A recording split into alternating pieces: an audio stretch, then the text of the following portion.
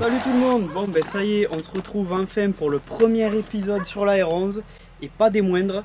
On va se claquer les combinés filetés, des petits BC Racing. Regardez-moi ces petites beautés.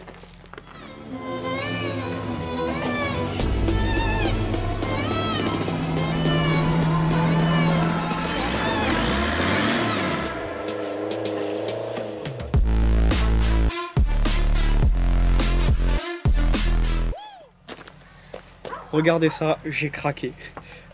J'ai dit que je les installerais en même temps que le freinage, en même temps que tout, quand j'aurai plus mon attel. Mais t'as bien vu, quand t'es à la maison, que t'as ça qui attend dans le carton, t'as qu'une seule envie, c'est de les enquiller. Bon, comme vous pouvez voir, j'ai déjà fait la plus grosse partie du chantier, enfin la plus intéressante, qui est de poser les stickers. Donc je le fais le soir après le travail. Ce soir, je vais monter les avants. Déjà, on va laisser régler comme ils sont. Je vais mesurer que ce soit bien pareil de chaque côté. Puis je vais vous expliquer comment ça se règle et surtout la partie compliquée, comment décranter l'arrière. Oh, je sens que je vais en chier déjà sur celle-là qui est à moitié rouillée. Donc allez, c'est parti, on se la fout sur le cric et j'en profite pour me changer, pour me mettre mes fusées de Renault 19 avec les gros roulements parce que les miens, si je vous montre le jeu, vous pétez les plombs. Y'all see me flying, never drop down, smoking high, I am not round, no denying what I got now, keep an eye out, keep it locked down, see me flying, never drop down, smoking high, I am not round, no denying what I got now, keep an eye out, keep it locked down. Allez, ça y est, c'est déposé, on en profite, on se change, on met rotule neuve, ça fera pas de mal. Et regardez, je vous montre la différence entre les fusées. Donc en fait, ce qui change, c'est la taille des roulements. 64, tu vois, de la bague extérieure. Et sur celle-là, 71 j'ai là. Là, comme on va claquer les roues en 15 avec des pneus qui accrochent pas mal et tout, le montage de Renault 19, il supportera mieux les efforts. On passera moins de roulements parce que chez Renault, c'est un petit peu la maladie, les roulements à gogo. Je vais pouvoir faire le même montage sur l'Express qui me claque des roulements tous les 6 mois. Bon, pour l'instant, je vais m'attaquer au montage de ça. J'en profite qu'il n'y ait pas la fusée, c'est plus facile. Je vais laisser la hauteur dans laquelle ils sont pré-réglés, voir ce que ça dit. Je vais juste m'assurer que c'est pareil des deux côtés, donc ça je mesure au pied à coulisse.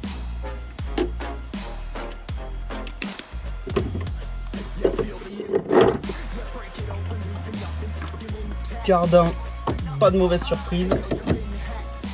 Oh tu pas de mauvaise surprise. Putain, j'aime quand il n'y a pas de surprise. Tout seul et handicapé, blessé comme une petite brebis solitaire.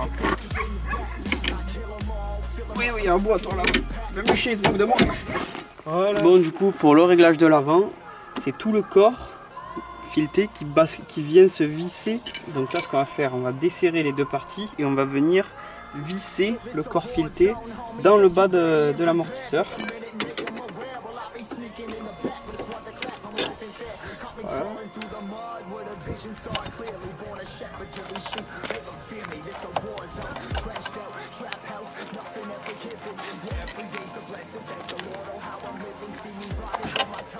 Bon, ça y est, j'ai fini le montage du deuxième côté. C'est plus rapide quand il n'y a pas changé la fusée, de combler les jeux. Donc c'est parti, on va voir ce que ça donne. Le suspense est à son comble avec ce cric. Ouais. Le truc qui descend pas et d'un coup...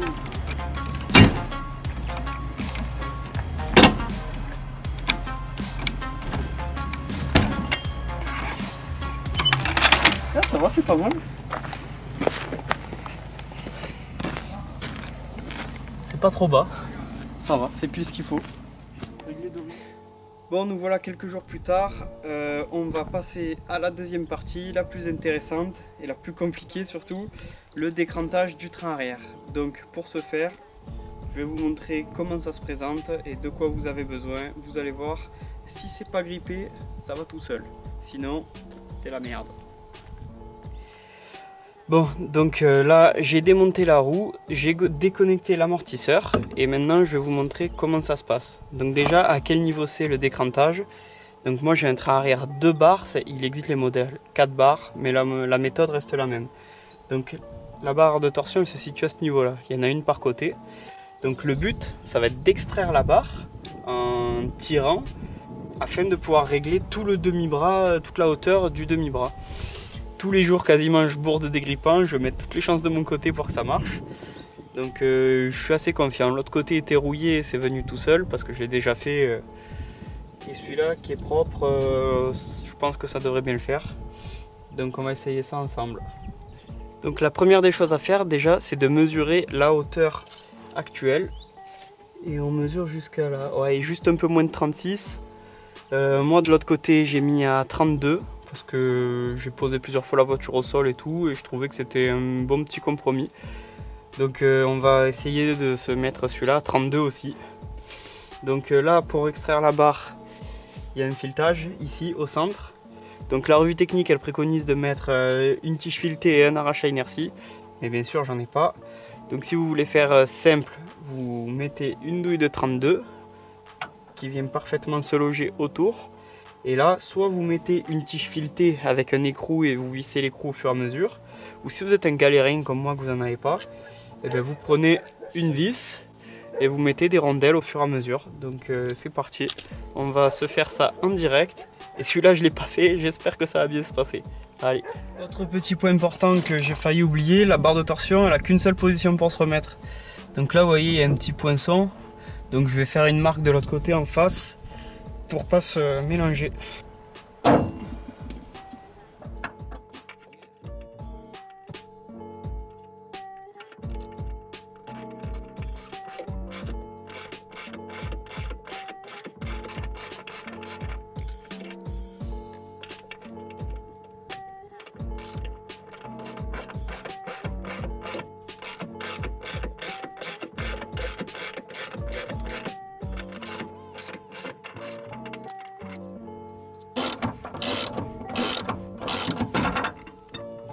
Voilà.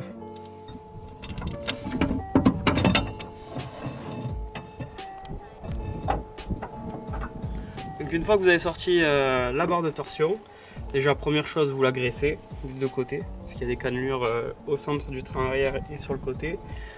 Au moins vous ne galérez pas à la remettre. Et ensuite, avec le cric, on va monter jusqu'à obtenir 32 cm d'écart. Enfin, voire un peu moins parce qu'il faut que le résultat une fois détendu avec la barre en place soit de 32. Et comme ça redescend toujours un peu, on va monter à 30. Bon ben voilà, on est à 30,5. Maintenant on va essayer de remettre la barre.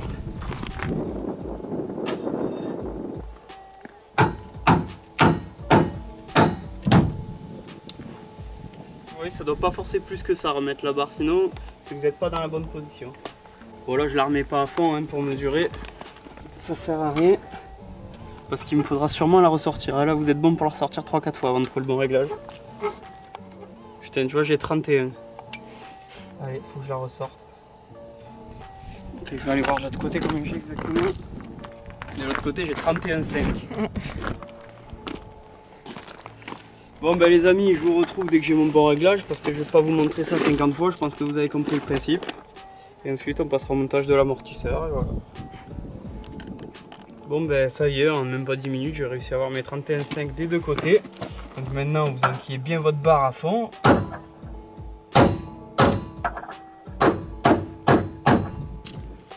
Voilà, on est pas mal.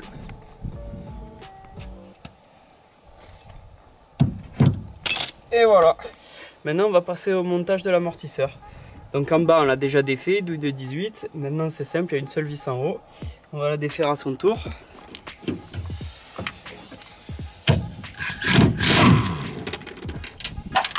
Bon voilà, maintenant petite comparaison, l'ancien et le nouveau.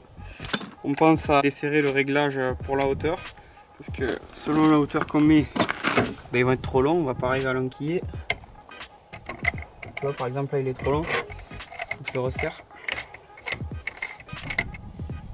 Oh putain, c'est pas possible. Désolé, c'est le track. C'est ça. Là on serrera après, maintenant ça va se passer en haut. Bon donc voilà, pour 1000 boules les amortos, on peut remettre nos vieux caoutchoucs, ça super. Donc ça, la rondelle, enfin là rien de bien compliqué quoi, hein, je vous montre ça mais je pense que vous devrez y arriver. Et ensuite on met le petit réglage pour régler la dureté des amortos. qui amène 30% de street crédibilité quand tu regardes à l'intérieur de la bagnole. Là tu vois, tu peux régler la dureté de tes amortos depuis l'intérieur. Là je peux te le dire, le futur n'a qu'à bien se tenir. Voilà. Bon, on verra plus tard avec les serroutiers pour les réglages, on va commencer. Voilà. Bon, on va découvrir ensemble ce que ça donne une fois baissé. Donc, vous pouvez voir la sécurité toujours à son comble. Là, on a fait toute la vidéo avec une seule mono chandelle arrière posée sur l'attelage. Toujours dans les règles de l'art.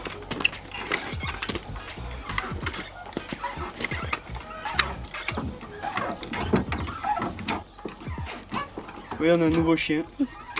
Enfin non, c'est pas du tout le nôtre, c'est le chien du poteau Jules. Voilà, regarde ça. Regarde où il est ton chien Jules, il est à la maison putain depuis toute la journée. Hein mon gros. Il est content lui. Il est pas malheureux.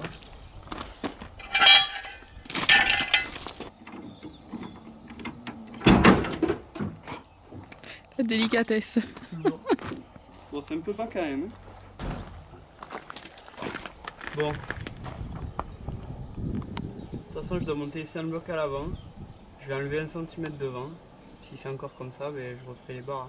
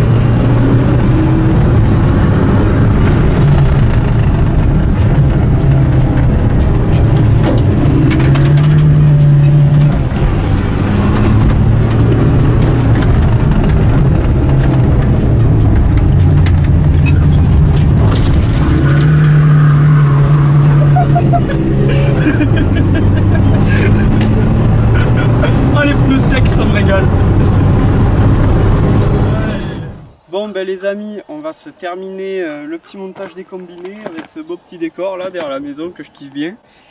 Donc voilà, bon c'est un peu bas derrière hein, mais t'as vu j'ai la flemme de remonter les barres. Si vous êtes plus peaufin que moi, ben n'hésitez pas. En tout cas niveau tenue de route, franchement ça fait bien la diff. Maintenant la priorité ça va être de s'occuper du freinage parce que le 240 pas ventilé c'est la misère. Donc voilà, ça va être la prochaine vidéo, on va se monter les gros freins de 307 avec les disques de Clio RS, les jantes de Clio 16S et ça va bien se passer. Allez, ciao ciao les amis, n'hésitez pas à vous abonner sur Facebook, Instagram et YouTube. Allez!